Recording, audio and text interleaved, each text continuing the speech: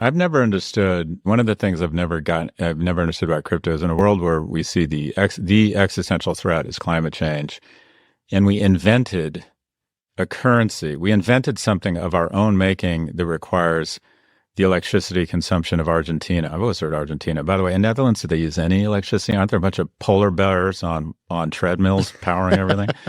I've just never understood that we decided to invent something that we really didn't need that's based on mathematical computations that require the energy of Argentina. I mean, that is crazy, huge trend, boring company doing really, really hard work. Oh, disco, Ed, disco. AI and data center infrastructure, a company called Vertiv provides power management and cooling equipment for data centers. Another like stupid fucking boring business. It's going to make a lot of people very rich. And in a typical data center, only 40 to 45% of the energy use is for the actual computing. The rest is used just to keep cooling down the servers, right? Just to make sure that they can operate so they don't overheat. By the way, I remember I was at one of my first clients. Let's talk about me, Ed. One of my first clients. The ketamine didn't fix that. It was. No. It's one thing I found on my trip through the universe is that it's my universe. We just all live in it.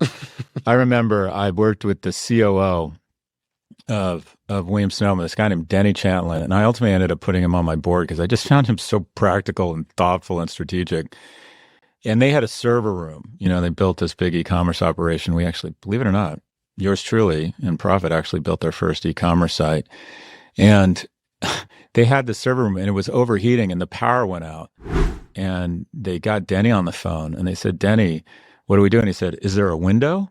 And they said, yeah, but he said, well, open the fucking window. And they said, we can't. Do you have any thoughts on how they could start monetizing that attention more efficiently or just better? I mean, you look at where it ranks in web traffic, but then you look at its revenue, $800 million in revenue. That's a fraction of all of these other companies you mentioned.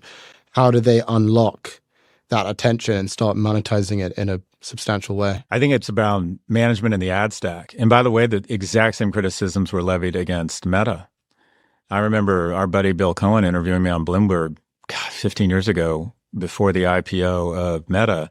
And he said, what is this business is this in? The revenues weren't that big. They were growing fast.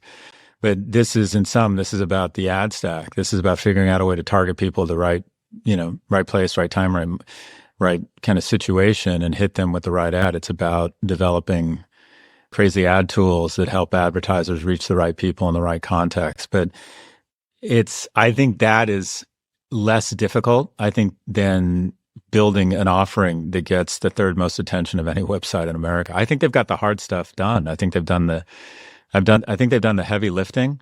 I think good management with the third most traffic site in America can figure out a way to get this thing worth $100 billion.